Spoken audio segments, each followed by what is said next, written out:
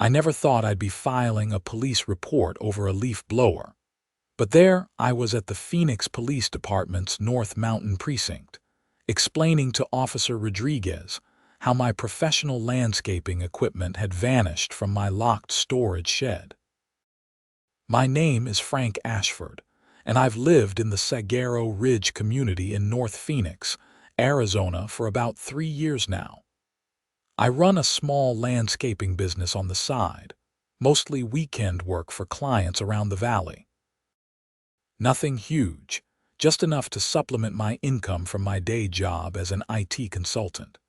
The equipment I keep at home is top-of-the-line stuff because I learned early on that cheap tools cost you more in the long run. My pride and joy was a Stihl BR800X professional backpack blower. If you're not familiar with landscaping equipment, this thing retails for about $1,800. It's not just some Home Depot special. It's a beast of a machine that can move wet leaves, gravel, and pretty much anything else you point it at. The trouble started on a Tuesday morning in late March. I had gotten up early to prep my equipment for a big job I had scheduled that weekend.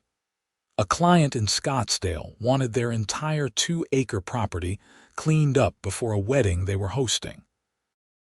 I walked out to my storage shed, which sits on the side of my property, and immediately noticed the padlock was missing. Not broken, not cut, just gone. The door was closed but not secured. My stomach dropped. I pulled the door open and started taking inventory. The blower was gone. So was my Husqvarna chainsaw, a professional-grade hedge trimmer, and about 200 feet of heavy-duty extension cord. I'm talking about equipment worth close to $4,000 total, just vanished overnight. I stood there in my driveway, trying to process what had happened. My neighborhood is generally safe, relatively quiet. We have a handful of retirees, young families, and working professionals. The houses are nice, well-maintained with that desert Southwest aesthetic. Not the kind of place where you expect to get robbed. Then I noticed something odd. There were fresh grass clippings on my driveway, leading toward the street. But I hadn't mowed my lawn in over a week. I followed the trail of clippings, and they led me down the sidewalk, around the corner, and stopped at the community common area about 3 houses down. The Saguaro Ridge HOA maintains several common areas throughout our neighborhood. Little patches of grass and trees where people can walk their dogs or kids can play. This particular one is maybe a 1/4 acre, with some mesquite trees, a few benches, and a struggling lawn that the HOA is constantly trying to keep alive in the Arizona heat. As I stood there looking at the common area, I saw him. My Stihl blower, bright orange and black, sitting on the ground next to one of the benches, just sitting there like it belonged there. I walked over, and sure enough, it was mine. I could tell by the small dent on the side where I dropped it on my trailer hitch last summer. I picked it up and looked around. The common area looked recently maintained. The edges were trimmed, leaves were blown into piles, and I could see fresh cuts on some of the lower tree branches. Someone had used my equipment to do yard work. That's when I heard the voice that would become very familiar over the next few weeks. "Excuse me, what do you think you're doing with HOA property?" I turned to see a woman in her late 40s, maybe early 50s, marching toward me across the grass. She was wearing a sun visor, oversized sunglasses, and had that particular stride that screamed authority. Her blonde hair was pulled back in a tight ponytail, and she was wearing one of those athletic outfits that cost more than most people's weekly grocery budget. "This is my equipment," I said, holding up the blower. "It was taken from my property without permission." She stopped about 5 feet from me, hands on her hips. "I'm Patricia Donovan, president of the Saguaro Ridge HOA. That equipment was borrowed for community maintenance purposes. You should be thanking us for keeping the neighborhood looking presentable." I actually laughed. I couldn't help it. Borrowed? You broke into my storage shed and took my equipment without asking. That's called theft. Patricia's face reddened. We did no such thing. One of our maintenance volunteers noticed your shed was unlocked and assumed you were offering the equipment for community use. It's in your HOA agreement that residents should contribute to community betterment. Show me where it says you can break into my property and steal my tools, I said, my voice getting harder. Better yet, where's my chainsaw and hedge trimmer? She waved her hand dismissively. Those are still being used. Marcus is trimming trees on the other side of the development. He'll return them when he's finished. I couldn't believe what I was hearing. You're admitting that someone from the HOA took my equipment without permission and is currently using it. I'm saying we utilized available community resources for community benefit. Once Marcus is done, everything will be returned. Really, Frank, you're being quite unreasonable about this. We all need to pitch in. I pulled out my phone and started taking pictures. Pictures of my blower, pictures of Patricia, pictures of the maintained common area. She immediately started objecting, putting her hand up to block the camera. What are you doing? You can't just photograph people without permission. Actually, in a public space I can, I said. And I'm documenting that HOA representatives admitted to taking my property without permission. I'll be expecting all of my equipment returned immediately, in the same condition it left my shed. Patricia's expression shifted from indignation to something more calculating. Now, let's not be hasty. I'm sure we can work something out. Perhaps the HOA could compensate you for the use of the equipment. We could arrange a small rental fee. No, I said flatly. You don't get to steal my property and then negotiate terms after the fact. I want everything returned today, and I want to know how you got into my locked shed. She pursed her lips. I don't appreciate your tone. I'm trying to find a reasonable solution here. The reasonable solution is don't take things that don't belong to you. Where's the rest of my equipment? She pulled out her phone and made a call. Marcus, bring the tools back to the common area on Sagaro Lane. Yes, now. She hung up and looked at me with barely concealed irritation. He'll be here in 10 minutes. We stood there in uncomfortable silence. I wasn't about to leave without my equipment, and Patricia seemed determined to maintain her authority in the situation. She kept checking her phone, occasionally glancing at me like I was the problem. A white pickup truck pulled up after about 15 minutes. A guy in his 30s got out, looking confused. He pulled my chainsaw and hedge trimmer from the truck bed along with my extension cords. Everything okay, Miss Donovan? He asked. Just returning some equipment, Patricia said tersely. Apparently Mr. Ashford here isn't interested in being a team player. Marcus looked between us, clearly sensing the tension. He set my tools down on the grass and backed away slowly. Right, well, I've got to get going. I inspected my equipment. The chainsaw blade was dull and dirty, something that never would have happened under my care. The hedge trimmer had a new scratch along the housing, and the extension cords were tangled into a massive knot. This is unacceptable, I said, holding up the chainsaw. This blade needs to be replaced now. It's completely ruined. Patricia crossed her arms. It looks fine to me. A little dirt never hurt anything. Just clean it off. The blade is dull. These are professional tools that need to be properly maintained. You've damaged my equipment. She rolled her eyes. Oh, please, you're being dramatic. Just sharpen it. That's not how carbide-tipped chains work, I said, my patience wearing thin. This needs to be professionally replaced. That's a $100 chain.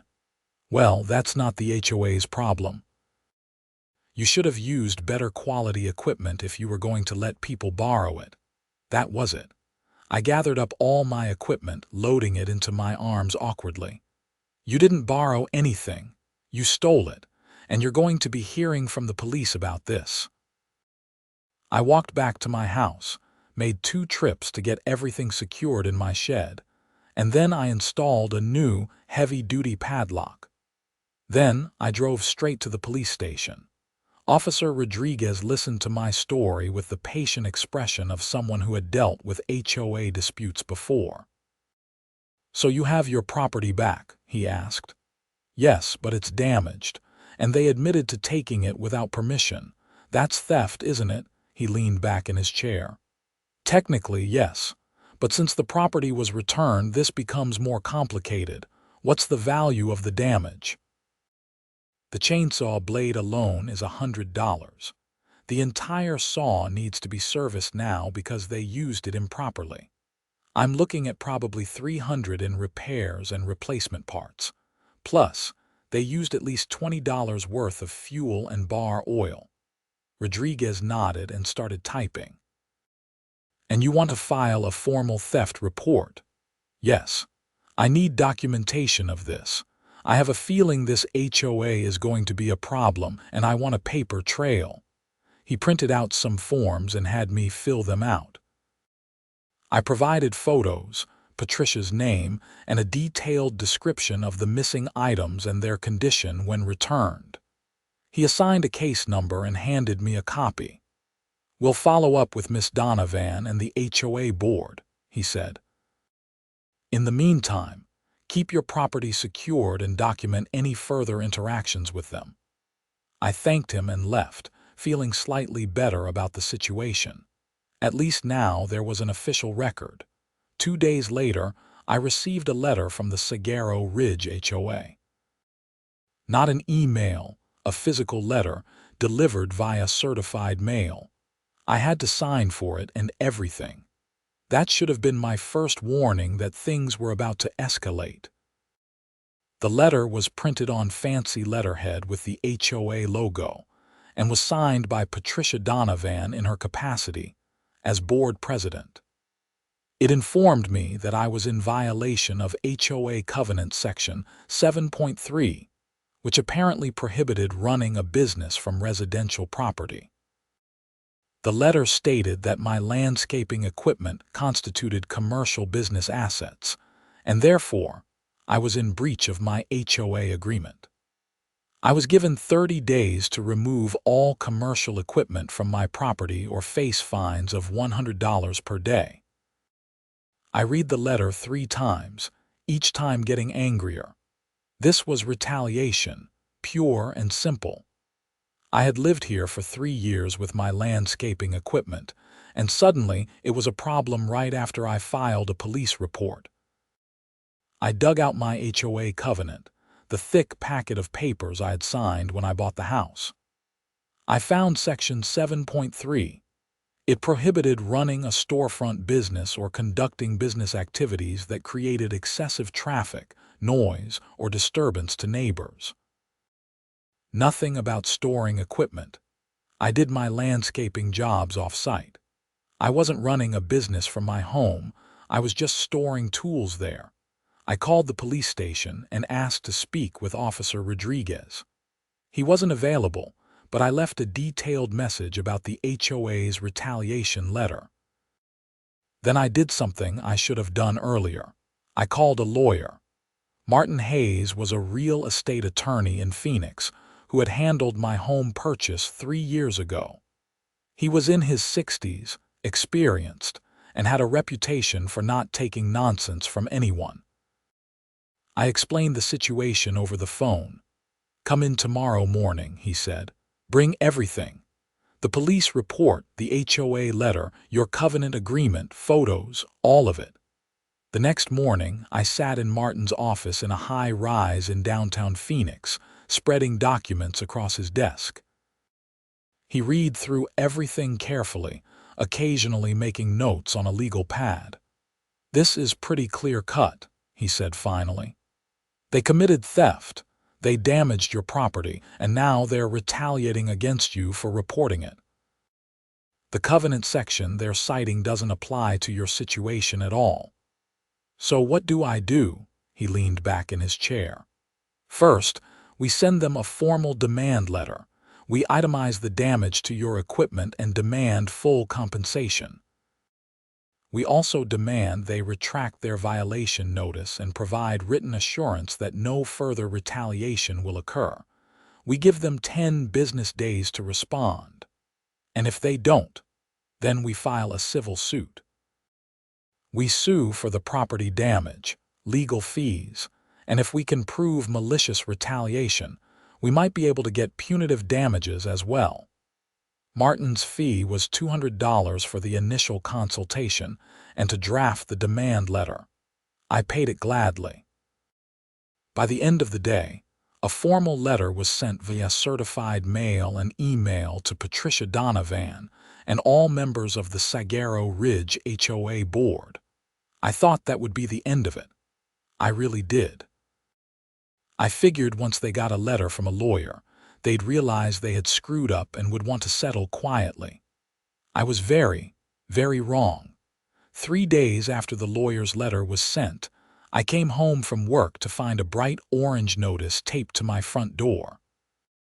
It was from the HOA, citing me for having unsightly stored equipment visible from the street.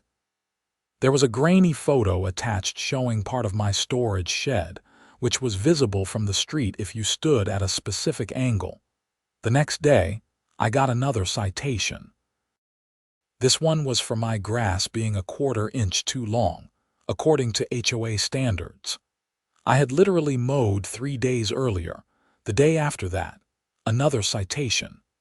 Apparently, my house number placard was the wrong shade of bronze and needed to be replaced immediately. I documented everything. Photos, dates, times. I forwarded it all to Martin Hayes. "This is harassment," he said when I called. "They're trying to bury you in violations to force you to back down. Don't pay any of these fines. We'll add them to the lawsuit." I thought we were trying to avoid a lawsuit. We were. But they're not giving us that option. I'll start drafting the complaint. We're going to court. Meanwhile, the situation in the neighborhood was getting uncomfortable. Some of my neighbors were friendly and supportive. Others avoided eye contact when I saw them. I heard through the neighborhood Facebook group that Patricia had been telling people I was attacking the HOA and trying to destroy property values by refusing to follow community rules. The Facebook group was a mess. I hadn't been very active on it before, but now I was checking it daily. Patricia had posted a long message about the importance of community standards and how some residents were refusing to cooperate with basic maintenance requirements. She didn't name me directly, but it was obvious who she meant. Some people defended me.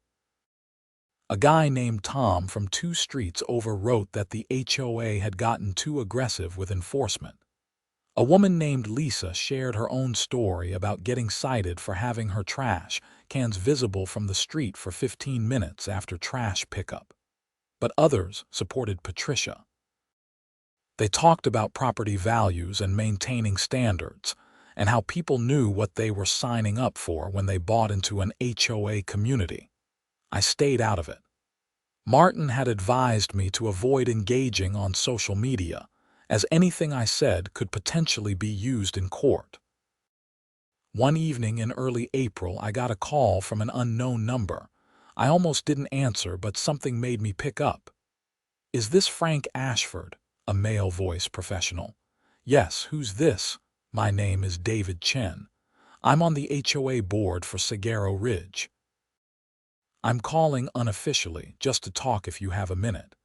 I was immediately suspicious. I have a lawyer handling all HOA communications. I know. I'm not calling in any official capacity.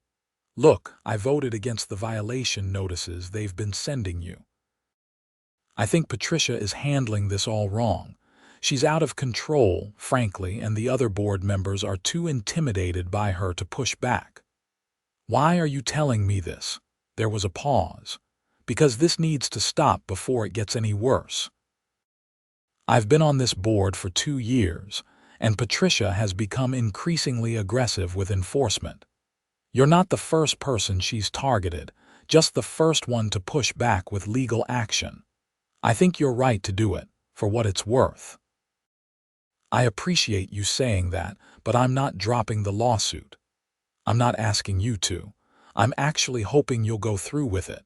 Maybe it'll force some changes around here. I just wanted you to know that not everyone on the board agrees with what's happening. We talked for a few more minutes. David explained that Patricia had essentially taken over the HOA through force of personality. She bullied the other board members, made unilateral decisions, and treated the neighborhood like her personal fiefdom. The other board members were all retired folks who didn't want the drama, so they just went along with whatever Patricia said. After I hung up, I felt slightly better. At least someone on the board had some sense.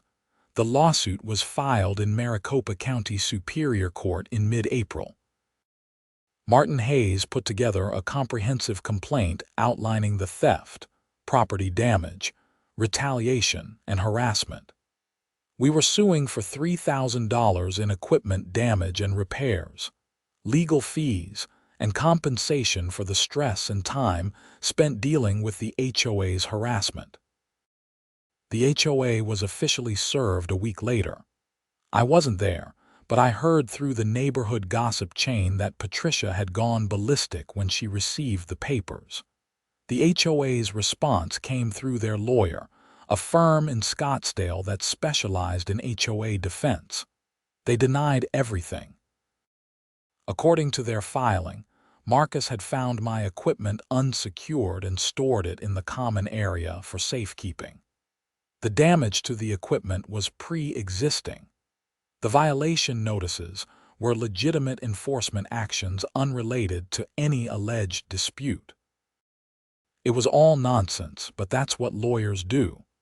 They deny everything and force you to prove your case. Discovery started in May. Both sides exchanged documents, emails, photos, everything relevant to the case. Martin subpoenaed the HOA's records, including all board meeting minutes, email communications, and enforcement records for the past 2 years. What we found was illuminating. The HOA had issued over 300 violation notices in the past 12 months. The community had only about 150 homes. That meant on average, every household had received 2 violation notices in a single year. Some had received as many as 10. The meeting minutes showed Patricia pushing for increasingly aggressive enforcement. She had proposed fines for violations as minor as parking cars in driveways overnight, having mailbox flags up past noon, and having outdoor decorations up for more than 30 days. And the email records were even more damning. We found an email exchange between Patricia and another board member after I had filed the police report. Patricia had written, "We need to make an example of Frank Ashford. If we let him challenge our authority, others will follow. Bury him in violations until he either moves or falls in line." Martin was thrilled when he saw that email. This is gold. This is proof of malicious retaliation. We're amending the complaint to include punitive damages. The amended lawsuit now sought $25,000 in damages. The equipment repair costs, legal fees, emotional distress, and punitive damages for the deliberate harassment campaign. Things escalated quickly after that. The HOA's lawyer tried to get the case dismissed, arguing that HOA disputes should go through arbitration first according to the covenant. Martin argued that theft and harassment weren't covered by arbitration clauses. The judge sided with us, and the case moved forward. In late June, we had depositions. I spent 4 hours answering questions from the HOA's lawyer, a stern woman in her 50s named Rebecca Walsh. She tried to paint me as a difficult resident who refused to follow community rules and was making a mountain out of a molehill over borrowed equipment. Martin had prepped me well. I stayed calm, answered questions directly, and stuck to the facts. Yes, I ran a part-time landscaping business. No, it didn't create any disturbance to neighbors. No, I never gave anyone permission to use my equipment. Yes, the equipment was damaged when it was returned. Patricia's deposition was more interesting. Martin deposed her a week after mine, and he brought me along to watch. Patricia was defensive from the start, treating every question like a personal attack. When Martin asked her why she had authorized taking my equipment without permission, she insisted it was a misunderstanding. When confronted with the fact that she had told me directly that someone had borrowed the equipment, she claimed she was just trying to de-escalate the situation. When Martin showed her the email about burying me in violations, her face went pale. "That was taken out of context," she stammered. "What context would make that acceptable?" Martin asked calmly. She didn't have a good answer. The HOA's lawyer requested a settlement conference in early July. We met in a conference room at the courthouse, a mediator present to help facilitate negotiations. The HOA offered to drop all violation notices and pay $1,000 for equipment damage. Martin didn't even pretend to consider it. "My client has incurred legal fees alone exceeding $3,000 at this point. Your offer doesn't even cover his documented expenses, much less the malicious harassment he's endured. We're at $25,000, and that number goes up if we go to trial." Rebecca Walsh, the HOA's lawyer, conferred with Patricia and two other board members who had come to the meeting. They stepped out to talk privately. When they came back, Patricia looked like she had been sucking on lemons. "We can offer $5,000 final offer." Martin looked at me. We had discussed in advance what our bottom line was. I had already paid Martin about $4,000 in legal fees. The equipment repairs had cost another $1,200. I had missed work for depositions and court appearances, and I had spent 4 months dealing with constant harassment and stress. $15,000, I said. And a written apology posted in the neighborhood newsletter acknowledging the HOA's improper actions. Patricia's face turned red. "Absolutely not. We're not admitting wrongdoing in a public forum." "Then we'll see you in court," Martin said, standing up. The trial was scheduled for late August. As the date approached, I could feel the tension in the neighborhood. Some residents were openly supportive now. The harassment campaign against me had backfired. People saw what was happening and realized that if the HOA could do this to me, they could do it to anyone. A group of residents actually started a petition to recall the HOA board. They needed signatures from 20% of homeowners to force a special election. Within 2 weeks, they had twice that many. Patricia responded by trying to hold an emergency board meeting to change the rules around recalls, but David Chen and another board member refused to participate, denying her the quorum she needed. Then, the week before trial was set to begin, Officer Rodriguez called me. "Mr. Ashford, I wanted to give you a heads up. We've completed our investigation into the theft of your equipment. Based on the evidence, including statements from the individuals involved and the HOA president's admission that equipment was taken without permission, we're filing criminal charges for theft and criminal trespass." I sat down heavily. "Seriously?" "Yes." The district attorney's office reviewed the case and determined there's sufficient evidence to proceed. "This is particularly clear-cut because of the admitted breaking into your locked storage shed and the documented value of the property taken. Miss Donovan and Marcus Rivera will be charged. They'll be arraigned next week." This changed everything. I immediately called Martin. "This strengthens our civil case considerably," he said. "Criminal charges lend credibility to everything we've been arguing. I'll inform the HOA's lawyer immediately." The next day, Rebecca Walsh called Martin requesting another settlement conference. This time, the tone was very different. We met again at the courthouse. Patricia wasn't there.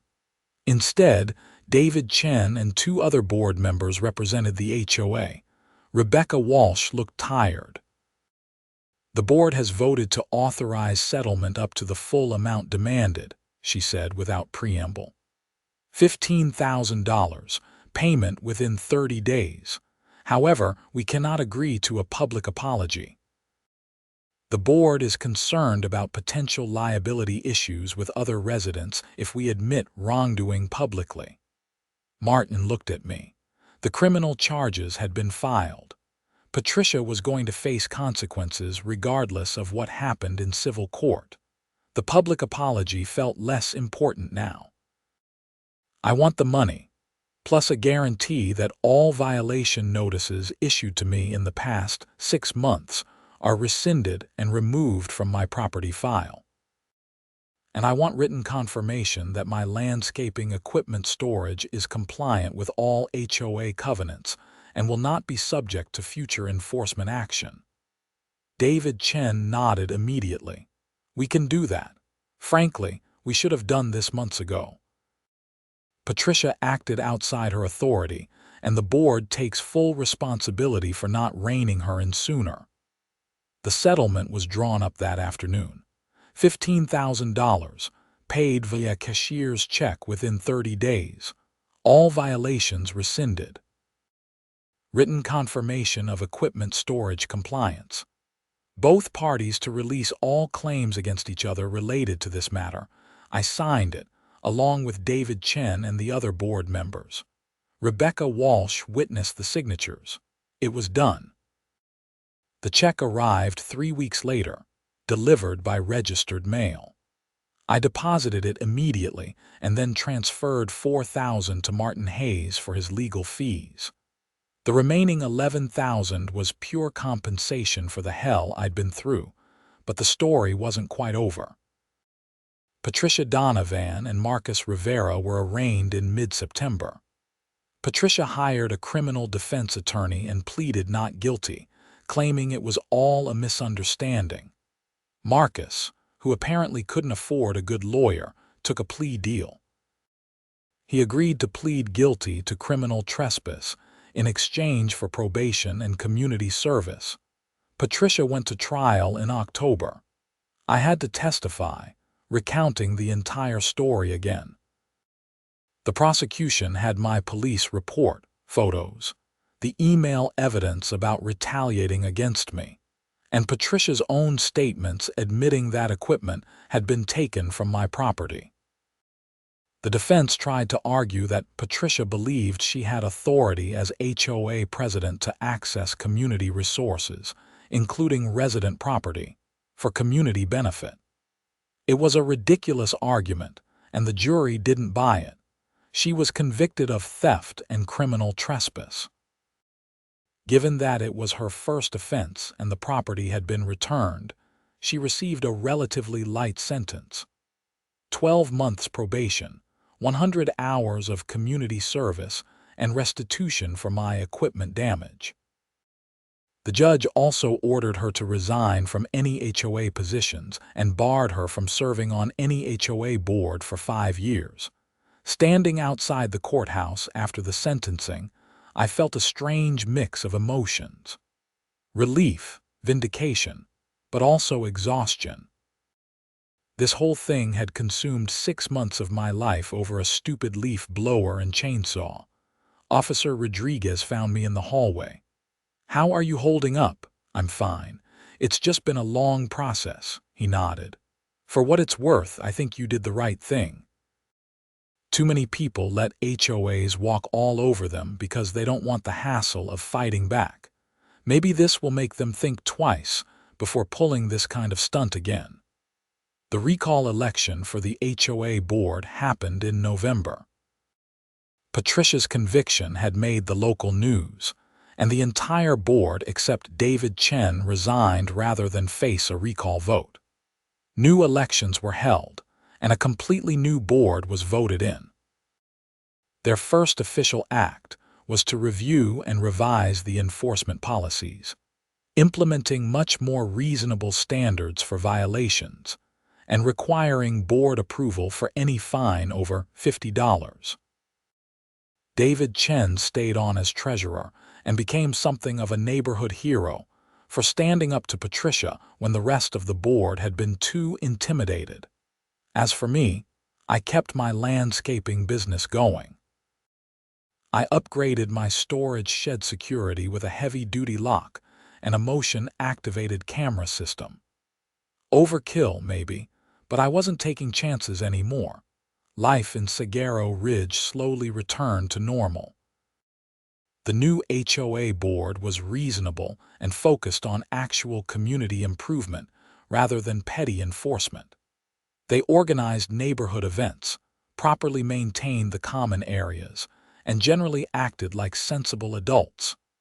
I ran into Marcus Rivera one day at the grocery store in early December. He looked uncomfortable when he saw me, like he was considering turning around and walking away. "Hey," he said finally. "Hey. Look, I'm really sorry about the whole thing," he said. "Patricia told me you'd agreed to lend the equipment to the HOA. I had no idea I was stealing your stuff." I felt terrible when I found out what really happened. I believed him. He'd been a pawn in Patricia's power trip, and he'd paid a price for it with his criminal record. "I appreciate you saying that, and for what it's worth, I'm sorry you got caught up in it." He nodded gratefully, and we parted ways. I thought about that exchange for a while afterward. The whole situation had been caused by one person's ego and need for control. Patricia had been so convinced of her authority as HOA president that she thought she could do whatever she wanted, take whatever she needed, and punish anyone who challenged her. The $15,000 settlement had covered my legal fees and compensated me for my time and stress. The criminal conviction had provided accountability. But more importantly, the whole mess had sparked changes in how the HOA operated, making life better for everyone in the neighborhood. Sometimes you have to fight back against petty tyrants, even when it's exhausting and expensive and everyone tells you to just let it go. Because if you don't, they'll keep doing it to others. My landscaping business actually grew after everything settled down. Apparently, the local news coverage of the case had been good advertising. People liked the idea of hiring a landscaper who stood up to HOA nonsense. I got calls from clients all over Phoenix who had heard about my case and wanted to support someone who'd fought back against bureaucratic overreach. I hired an assistant in January to help with the increased workload. A college kid named Jake who was studying business at Arizona State and needed weekend work. He was eager, learned quickly, and didn't mind the early mornings in the Arizona heat. The Saguaro Ridge neighborhood settled into a peaceful rhythm. The new HOA board actually did useful things, like organizing a neighborhood watch program and arranging bulk discounts on landscaping services for residents who wanted them. They repaved the common area walking paths, installed better lighting for safety, and created a community garden space where residents could rent plots to grow vegetables. It was what an HOA should be, a group of residents working together to maintain and improve their community, not a petty dictatorship enforcing arbitrary rules. I even started attending HOA meetings occasionally, something I'd never done before. It seemed important to stay engaged, to make sure that what happened with Patricia never happened again. At one meeting in February, David Chen gave a presentation on the HOA's finances. The legal costs from my lawsuit had depleted the reserve fund considerably. The settlement, Patricia's legal defense, and associated costs had run about $30,000 total. "This is what happens when leadership goes unchecked," David said during his presentation. "We lost a significant portion of our reserves because one person abused her authority and the rest of us failed to stop her. We're implementing new oversight procedures to ensure this never happens again. The new procedures included requiring board approval for any enforcement action involving fines over $25, mandatory arbitration before legal action for disputes, and term limits for all board positions. Good changes that should have been in place from the beginning. Life moved on. The Arizona weather shifted from the mild winter into the scorching summer. I kept busy with my landscaping work and my IT consulting job. The drama of the HOA situation faded into neighborhood history, the kind of story people would tell new residents as a cautionary tale. I saw Patricia Donovan once in late March, almost exactly a year after this whole mess started. She was getting into her car at a Target parking lot. She saw me too, and for a moment we made eye contact. She looked older, tired. Her blonde hair was pulled back in a simple ponytail, instead of the aggressive, styled look she'd always had before. She turned away quickly and got into her car without acknowledging me. I watched her drive away and felt nothing.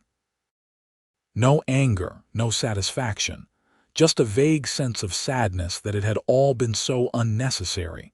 If she had just asked to borrow my equipment, I probably would have said yes. If she had apologized when I confronted her about taking it without permission, I would have moved on.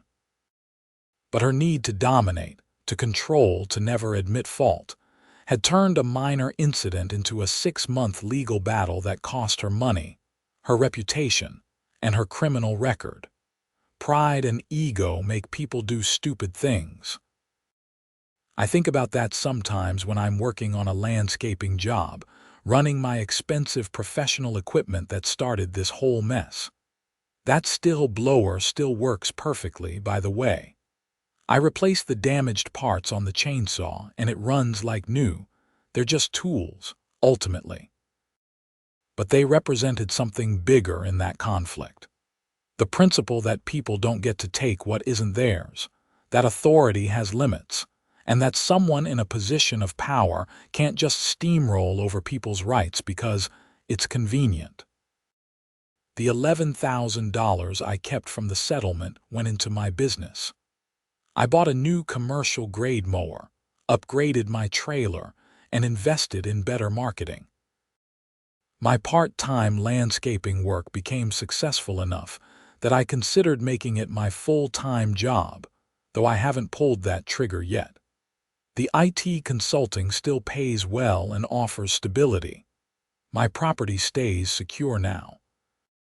The camera system I installed after the theft has never caught anything more exciting than neighborhood cats and the occasional coyote wandering through. But it provides peace of mind, and that's worth the investment. The neighborhood itself is better now. The new HOA board organized a spring block party in April, something that hadn't happened in years. People came out, talked to neighbors they'd only waved at before, and kids ran around playing while adults grilled burgers and drank beer. I talked with Tom, the guy who had defended me on the Facebook group, and Lisa, who had shared her own HOA horror story. They both thanked me for standing up to Patricia, saying it had made life in the neighborhood noticeably better. "You did what a lot of us were too scared to do," Lisa said. She was awful to everyone, but we all just put up with it because fighting the HOA seemed impossible. It wasn't easy, I admitted. There were times I wanted to just pay the stupid fines and move on, but I'm glad I didn't. "Me too," Tom said, raising his beer, "to standing up to petty tyrants." We clinked our bottles together, and I felt genuinely happy for the first time in months. The stress of the legal battle had weighed on me more than I'd realized. Now that it was over, truly over, I could relax and enjoy my home again. The whole experience taught me several things. First, document everything. My photos, the police report, and the email evidence were crucial to winning both the civil and criminal cases. Second, don't back down from bullies. Patricia had counted on me giving up, on being too intimidated or too tired to fight. When I didn't, her whole strategy collapsed. Third, legal representation matters. Martin Hayes knew exactly how to handle the case, what evidence to gather, and how to present everything effectively. Without him, I probably would have made mistakes that cost me the case. But the biggest lesson was about community. The support I received from other residents, the way people rallied to recall the board and implement changes, showed that most people just want fairness and common sense. It was one bad leader causing problems, not a fundamentally broken system. My storage shed, the scene of the original crime, still sits on the side of my property. It's more secure now with its heavy lock and camera coverage. But it's also a reminder of an unusual chapter in my life, the time I had to file theft charges against my own HOA. Sometimes people ask me if I regret how everything played out, if I wish I'd handled it differently, tried harder to resolve things peacefully before involving lawyers and police. The answer is no. I gave Patricia multiple opportunities to make things right. I would have accepted a simple apology and payment for the equipment damage. She's the one who chose escalation, who chose retaliation and harassment instead of taking responsibility for her actions. I protected my property and my rights. The fact that doing so required legal action and criminal charges says more about her choices than mine. As I write this in late spring, sitting on my back patio in the Phoenix heat with a cold drink, I can honestly say I'm at peace with everything that happened. My business is thriving, my relationship with my neighbors is good, and the HOA actually functions properly now. My equipment is secure in my shed, my legal fees were paid by the settlement, and Patricia Donovan is on probation and banned from HOA leadership. Sometimes the system works. Sometimes standing up for yourself leads to positive changes not just for you but for everyone around you. Sometimes the petty tyrant actually faces consequences. And sometimes justice prevails over a stolen leaf blower in suburban Phoenix, Arizona. The Saguaro Ridge community is quieter now, peaceful in the way neighborhoods should be. People maintain their properties because they take pride in their homes, not because they fear arbitrary fines. The HOA handles genuine community needs, not manufactured violations. I still do my landscaping work on weekends, still store my professional equipment in my shed, and still live happily in the house I bought 3 years ago. The difference now is that I know my property is safe, my rights are protected, and my community is run by reasonable people who understand the difference between leadership and tyranny. That's worth $15,000 and 6 months of legal headaches any day of the week. And my Stihl BR800X professional backpack blower. It still runs perfectly, blowing leaves and debris with that satisfying roar of power. Every time I use it, I think about the chaos it caused and smile a little. Some things are worth fighting for, even if they seem small at the time. Sometimes it's not about the leaf blower at all, but about the principle underneath. About standing firm when someone tries to walk over you, about demanding accountability from those in power. I learned that lesson well during those 6 months. It's a lesson that has served me in other areas of life too, making me more confident in standing up for what's right even when it's difficult. The Arizona sun beats down on my neighborhood, harsh and unforgiving as always. But inside the boundaries of Saguaro Ridge, life is good. The community thrives under fair leadership, neighbors help each other, and my equipment stays exactly where I put it. That's all anyone really wants. A fair shake, honest dealing, and the security that comes from knowing rules apply equally to everyone. We have that now, finally. And it only cost one HOA president her position, her reputation, and her criminal record to achieve it. Sometimes the price of justice is steep, but it's always worth paying.